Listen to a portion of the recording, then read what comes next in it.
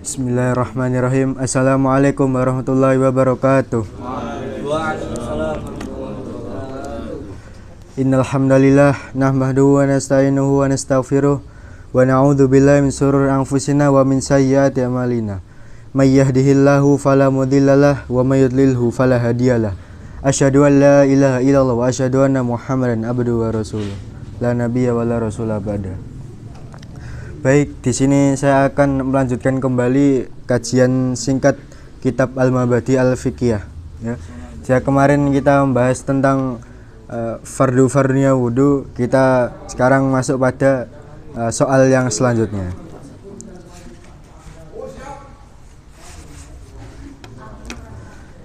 Qala al-musannifu rahimahullah ta'ala wa nafa'ana bihi wa bil ulumi fid dharaini amin. Bismillahirrahmanirrahim. Soal, ma itu apa? Al-hadatsu adalah hadas, al-asgharu yang kecil. Ya. Jadi apa itu hadas kecil?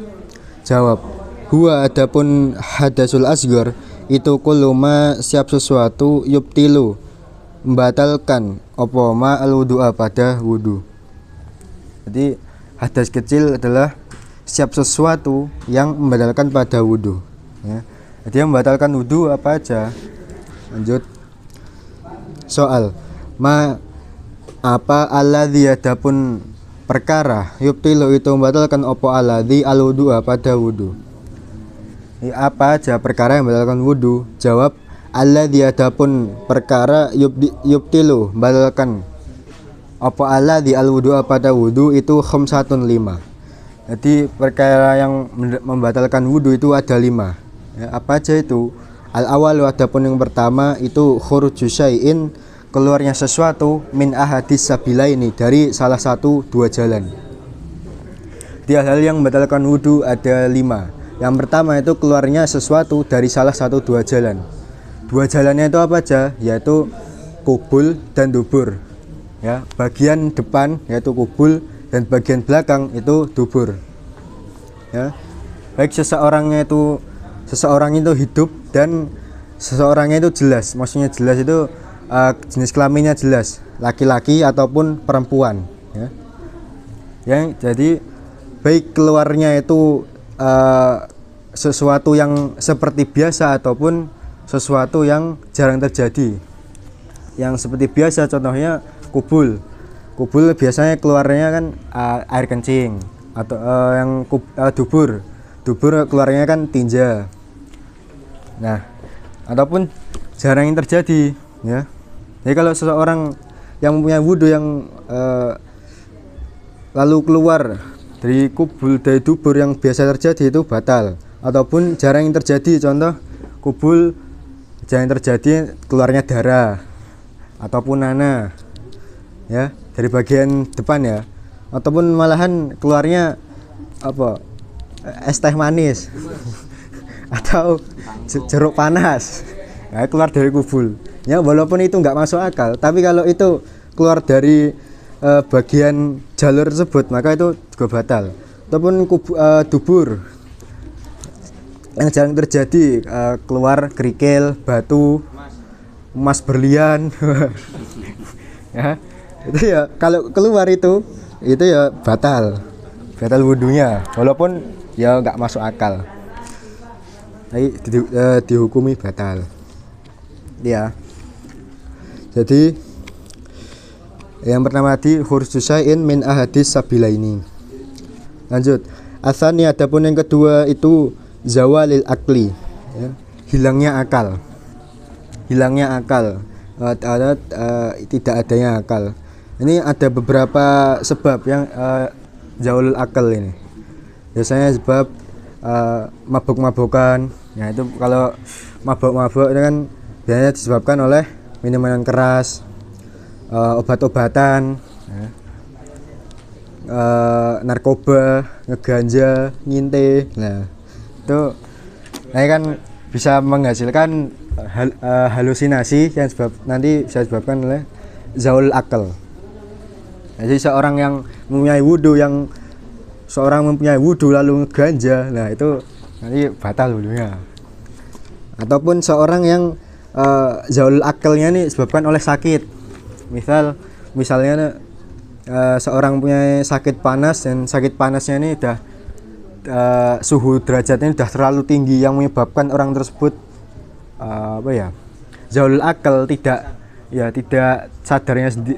sadarnya diri. Nah itu ini bisa membatalkan wudhu ya, jika seorang yang sakit tersebut mempunyai wudhu.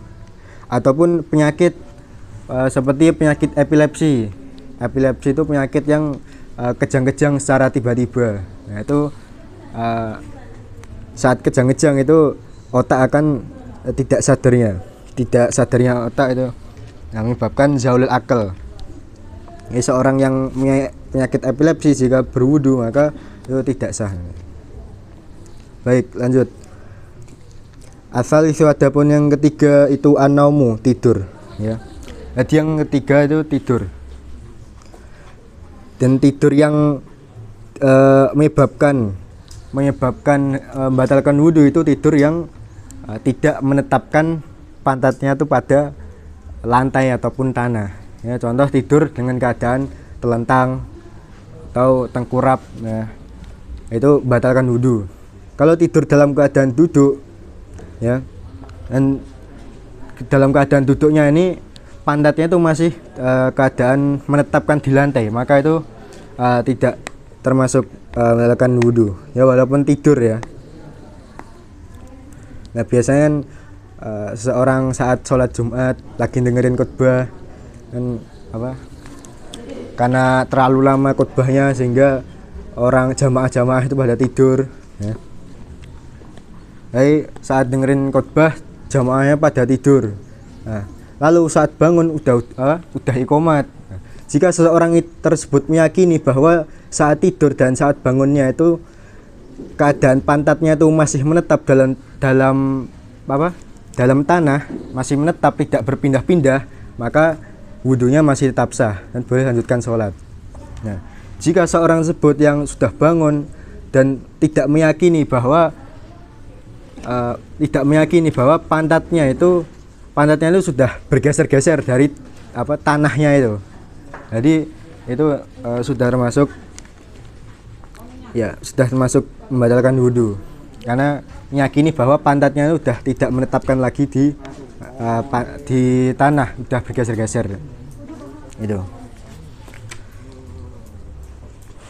Lanjut, ar-rabi'u adapun yang keempat itu lamsul mar'ati, menyentuh perempuan al-ajnabiyati yang asing, yang tidak mahram. Jadi menyentuhnya laki-laki atas perempuan atau sebaliknya perempuan atas laki-laki ya, yang tidak mahram. Tidak mahram kan definisi tidak mahram kan orang yang haram dinikahi. Jadi yang menyentuhnya ini langsung kulit dengan kulit.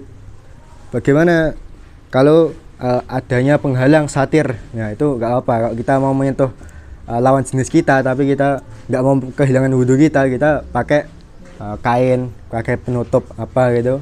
Nah, kita menyentuh itu nggak apa, ada satir.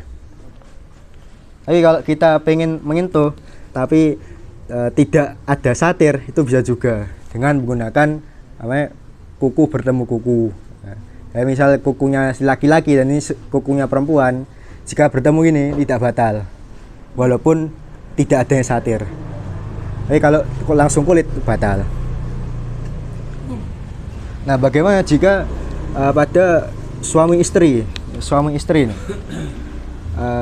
kalau di mazhabnya Imam Syafi'i bahwa seorang suami istri ya, walaupun udah berwudu, sudah bersuami istri, udah mempunyai wudu, itu kalau menyentuh si suami istri itu tetap batal karena statusnya itu masih tetap dihukumi tidak mahram suami istri itu. Seperti yang kayak saya katakan tadi, tidak mahram itu kan orang yang haram dinikahi ya. Jadi kalau seorang suami istri itu orang yang tidak haram dinikahi ya. Jadi saat habis sholat gitu biasanya kan suami istri salim-saliman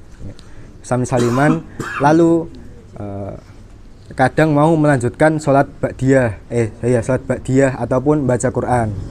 Nah, benarnya itu sudah tidak sah lagi karena sudah batal saat salim-salimannya si suami istri tersebut. Gitu. Lanjut. Al-khamisu, adapun yang kelima itu lamsul qabuli, menyentuh qabul wa duburi dan dubur bibatinil kafi, dengan telapak tangan, ya. Yang kelima yang terakhir ini menyentuhnya qabul atau mendubur dengan telapak tangan, ya. Telapak tangan bagian dalam. Ya, dikecualikan punggung-punggungnya nih. Ini ada caranya sendiri kita mengetahuinya. Ini dengan cara kita apa? Nah, tangannya kita tutup ini. Nah, yang tidak terlihat oleh kita, mata kita, yaitu bagian dalam kan, bagian dalam telapak tangan ini. Jika menyentuh pada qabul atau dubur, maka itu batal. Ya, batal. Kalau yang terlihat oleh mata kita yaitu apa? Punggung-punggung, terus ujung-ujung jari, pinggir-pinggirnya jari, ya. Ini ya, kan kelihatannya.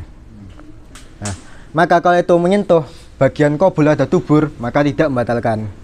Jadi misal ini maluan, kita nyentuhnya pakai bagian dalam, nah ini batal kok gini. Nah, kalau kita pakai punggung, nah gini nggak batal. Ataupun pakai jari telunjuk ujungnya, nah ini nggak batal. Ataupun pakai pinggir-pinggirnya gini, membatalkan ini. Ya. Jadi itu harus hati-hati juga. Walaupun menyentuhnya itu sengaja pun tidak sengaja dengan telapak tangan bagian dalam, itu tetap membatalkan wudu. Ya. Wallahu a'lam bishawab. Mungkin cukup ini yang bisa saya sampaikan, kurang lebihnya mohon maaf. Ihdinas siratal mustaqim. Wassalamualaikum warahmatullahi wabarakatuh.